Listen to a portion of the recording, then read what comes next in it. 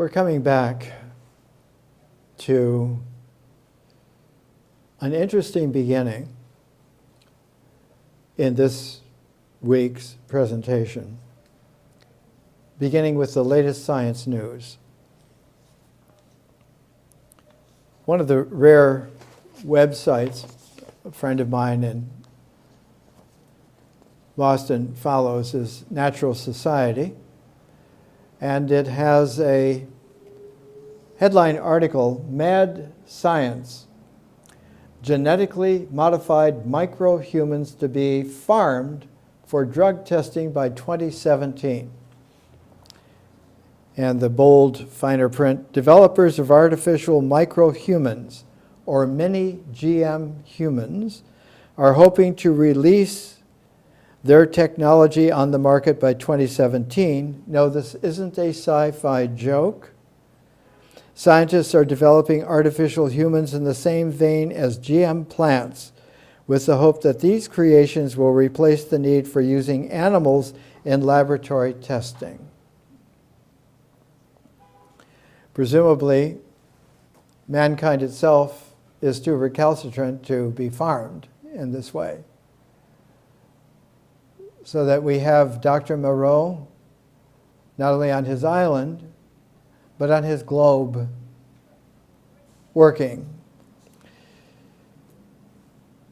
That was a theme of a very famous science fiction story by Theodore Sturgeon entitled Microcosmic God. This is volume 2 out of 14 volumes published in Berkeley by North Atlantic Books. Richard Grossinger is the publisher. Microcosmic God appeared in April 1941 of Astounding Science Fiction magazine. I remember when I began my summer solstice celebrations in 1980, after being out of the university level teaching for about 5 years, I used to always deliver a summer solstice celebration, and the first one included a who's who in the front row of about 70 or 80 people, and Theodore Sturgeon was there, one of them. A.E. Van Vogt was there, Kai D was there, many others. It is about someone on a Pacific island who makes many, very tiny human being-like creatures who, because they're small and they reproduce quickly and they go through their generations quickly, the creator in the laboratory becomes the god of these creatures with very surprising developments. I use these science stories. This one borders on the ridiculous. And yet, if one remembers back into the 1950s, there were always those kinds of sardonic genius comics who would take ordinary qualities of things and work with them. Lenny Bruce used to come to his nightclub appearances in a kind of a blue seersucker summer coat and sit down with the evening's newspaper and begin, no tie, open, to just read from it and to be able to ad lib. Another was Mort Saul, who was able just to take the qualities of the peculiarities of life going on all about us. One of the great recorded Mort Saul riffs is in a film from about 1952 called All the Young Men, starring Alan Ladd and one of the first screen appearances of Sidney Poitier, a Marine outfit in North Korea during the Korean War that gets separated, and the commander of the unit is killed, and they retreat to a kind of a monastery where it was a convent monastery in the mountains, and they're being chased by these North Korean Chinese troops. And they have to have the leadership of this World War II veteran played by Alan Ladd. And among his group is Sidney Poitier and Mort Sahl, and the boxing champion of the world at that time, Swede. All of the people involved in this are incredible. It turns out that the next commanding officer is mortally wounded, and the only way to save him is through a blood transfusion. And Sidney Poitier, black, is the only one that has that blood type. And one of the Southern members threatens him with death if they use this blood to save this white man. Anyway, it's a complicated story. But Mort Sahl has, in the midst of this looming tragedy, one of the great sardonic, humorous monologues in world film. If you ever get a chance to see it or find it, All the Young Men. So with Mort Sahl and Lenny Bruce, we come to something which is not tragic, nor is it comic, but is realistic. And that is, learning must be the transform of education that was always limited. It was always limited to an integral cycle. It began, surely enough, of having some kind of natural concourse, who knows how many tens of thousands of years ago, but about 40,000 years ago,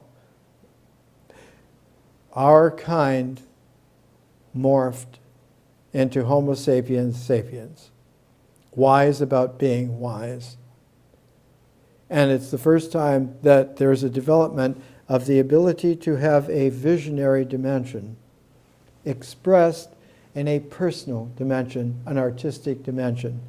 It's the first time that you get cave paintings. It's the first time that you get sculptures.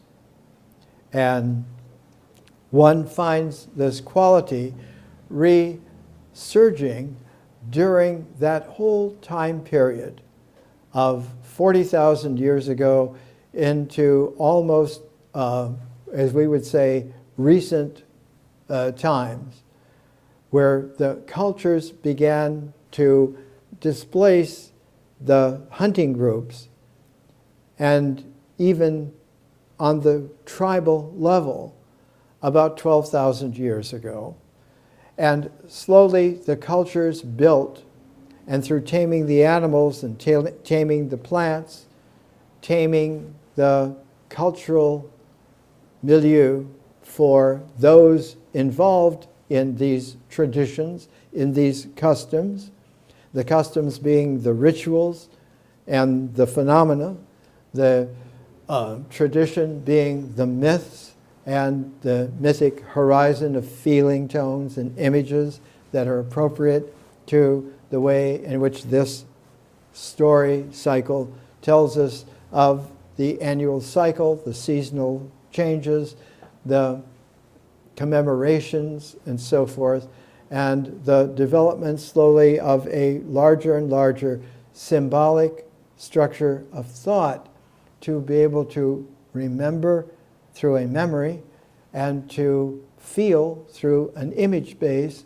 and to express through a refining language, until there came a transition from the visual images that were abstracted to become signs, that those signs began then to have a related, constellated meaning, and eventually led about 6,350 years ago to a discursive written language.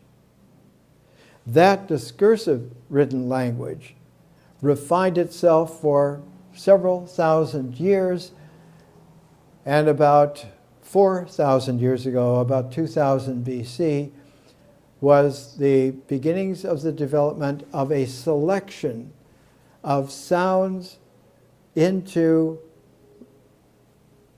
letters of an alphabetic written language. No longer like a cuneiform, no longer like pictographs, but this is the way in which we would speak it, but it's written so that you can write it thinking of it being read with an inner voice. And then one could lift it off the page into a declamation voice that is choreographed by the writing. It is this quality that by 2000 BC swiftly became a new quality. It was like a new aeon, just as written language originally preceded by about 350 years the development of an aeonic emergence as a carrier wave based on the refinement of a reference wave.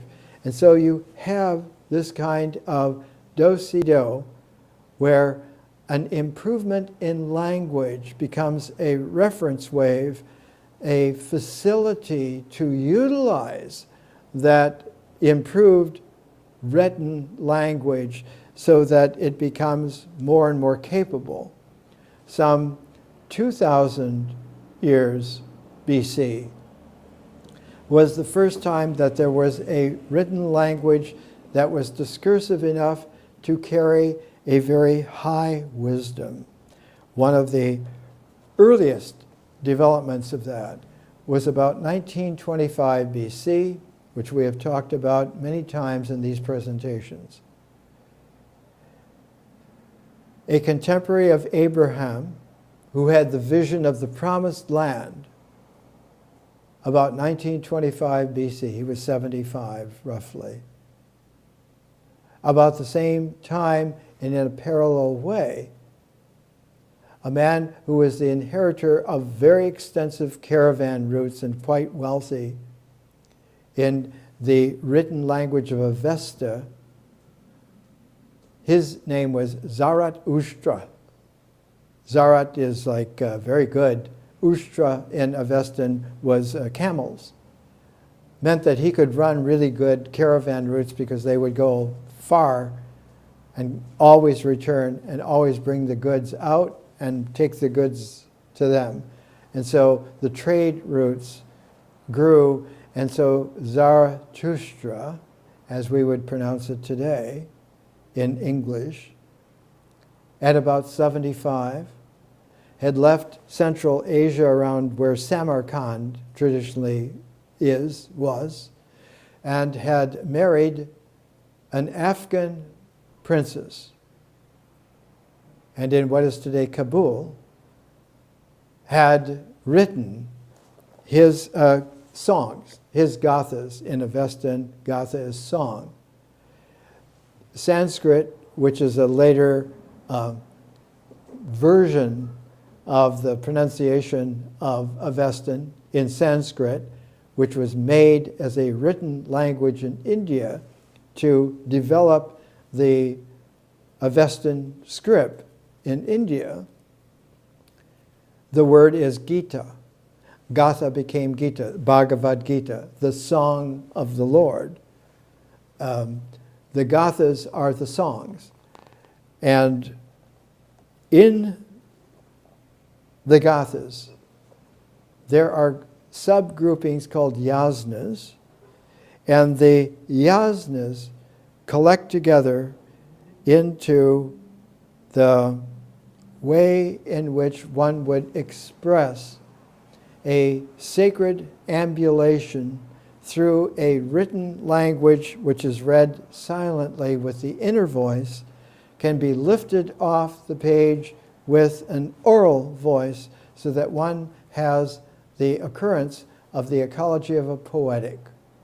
It is written, meant to be read comprehensively silently, is meant to be in a complementarity with reading it out loud orally, so that the hearing orally and the seeing contemplatively not just mesh together as a new synthesis, as a new integral, but pair as a complementarity, so that one can move freely between myths, the mythic horizon of oral language, and symbols, the ability to have a written language, through the medium of sharing, which is vision, which is differential consciousness as another dimension coming into play. The very beginning of the Gathas, Yasna 28, the whole grouping of 7 yasnas makes this a group called the Ahuna Vahiti, that one has been able to hear and now read, to hear and to see through the hearing, to read and read into the hearing, so that comprehension is able to move intersensually, and so that all of the senses begin to come into play with a transforming 5th dimension, a magical quality. This is how the Gathas begin. 28, they're numbered because they were all misnumbered over the several thousands. It's been 4,000 years since they were written. To the highest I pray, with hands spread aloft, to Spirit Mazda, first and pure, in Asha as ordered deeds, our good Harad mind, this pleases creation's soul. Harad in Avestan means the quality, a power of manifesting, similar to Te in Chinese, Tao Te Ching. It is the oneness in strict wholeness, but it's manifesting the oneness, not just one, but the oneness which can be distributed through many, many qualities, many things. And so Harad is the, like Te, the power to make manifest. Later on in this yasna, one finds this quality. So, with all of us in Asha, guardian of good eternity mind, you, Mazda Ahura, teach me your own self words, the Spirit through your voice, the thusness of first existence. And so this quality of being able to hear in an oral language that has a supraliterate quality where it exceeds even the rhetoric of a written language into the poetic of a language which is written, even translated, my translation of Zarathustra into 21st century American English. More than a decade spent of doing the original translation and another decade or two to refine it. This quality of a poetic transforms education into a learning which requires a poetic to transform what a rhetoric was already bringing into an order. A quality of rhetorical structure is the ability to plan out what one is going to say by planning out what one is going to write. And in this way, there is a composition. And that plan, that composing, has then the laws of composition. It has the way in which one teaches one how to write using the right rhetorical way, how to then declaim rhetorically, accurately, what is here according to the rules of grammar, the selection of vocabulary, the emphasis in subject, the way in which the subject is given a discipline of development. And it is this way that the transition from culture to civilization progressed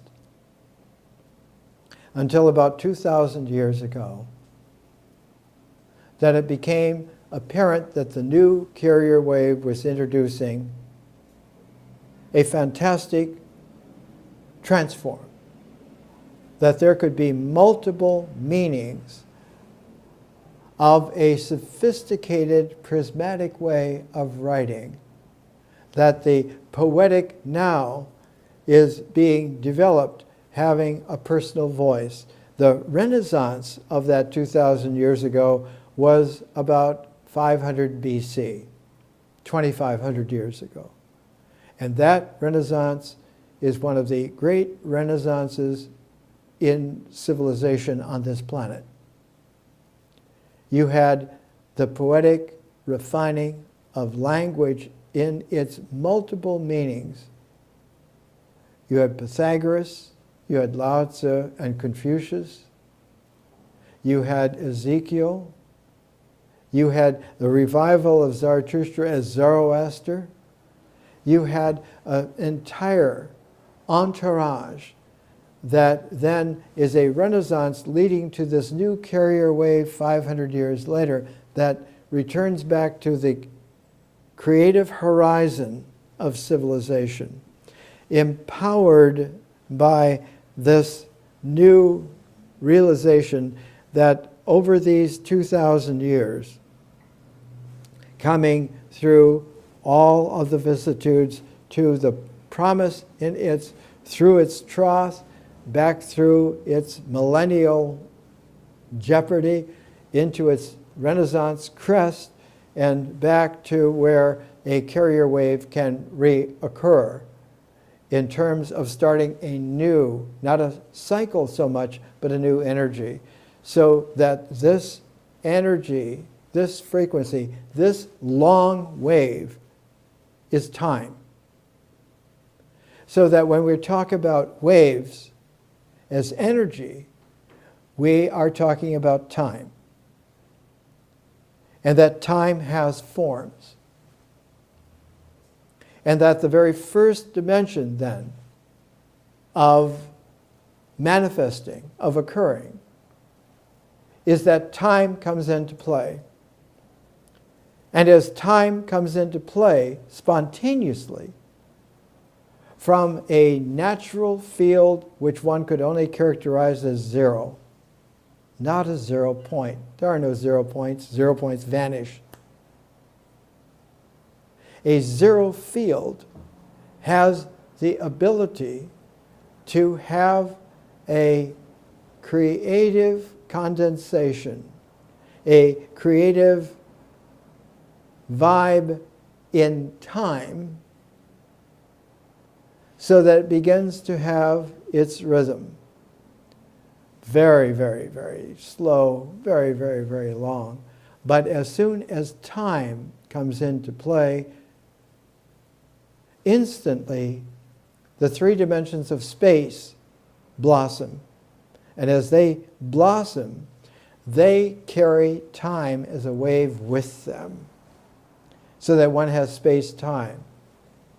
You never have a pure space, just a three-dimensional space. That is truly abstract. You have what Einstein understood through several insights just before him. You have space-time. And space-time as a fabric is able to be given curvature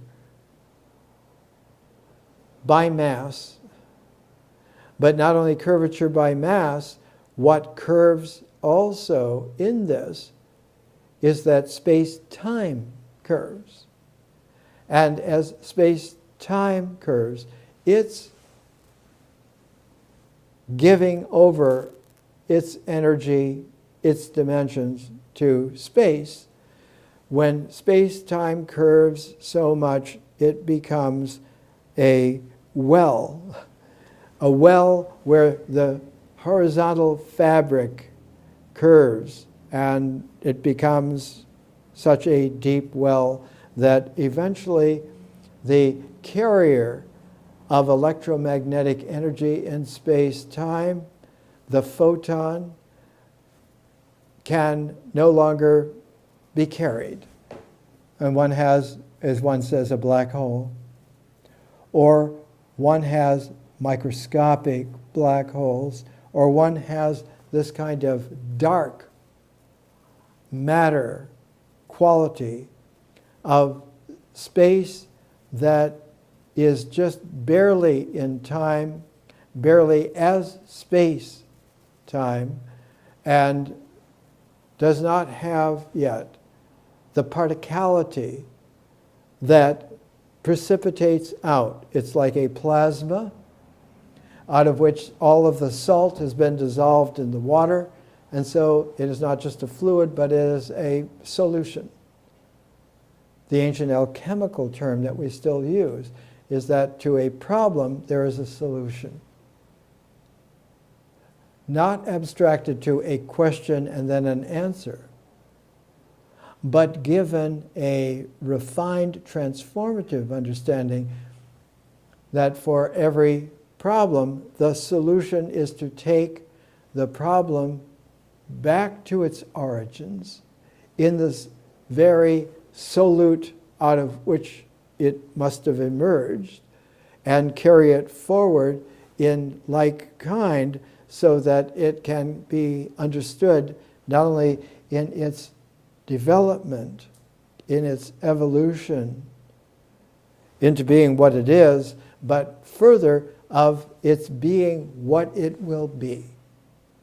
And so the quality about 350 years ago, which is the new reference wave for our carrier wave, was the ability for language to have a written calculus, to move from the 0 to the 1, or move from the 1 to the 0, and that this is not only ambidextrous, but has a chiral complementarity, where the integral computation and the differential computation are two hands of the same application.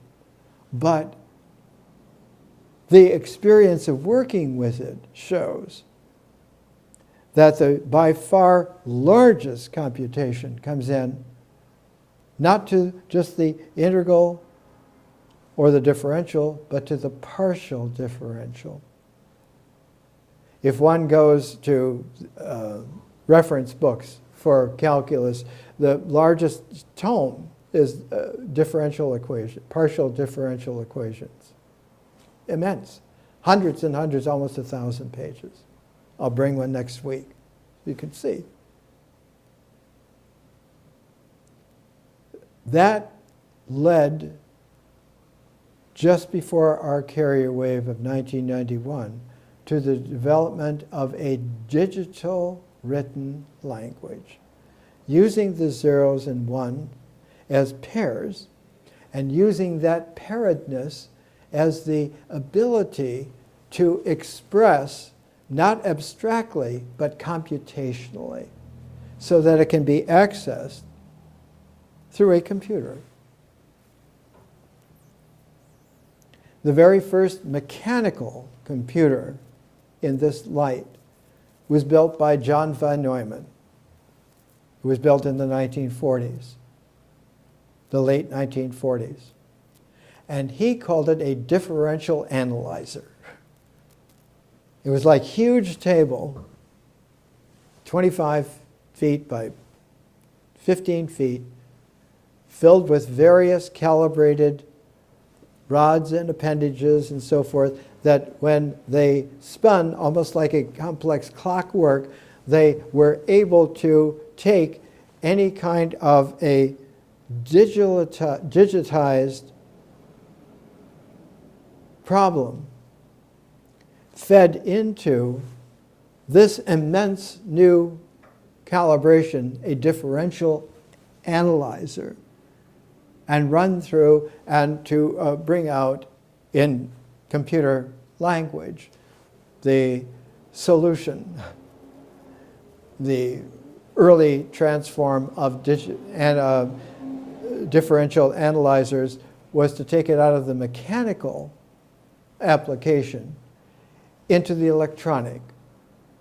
And the first electronic application was ENIAC around almost 1950, so that one began to have the speed of the electron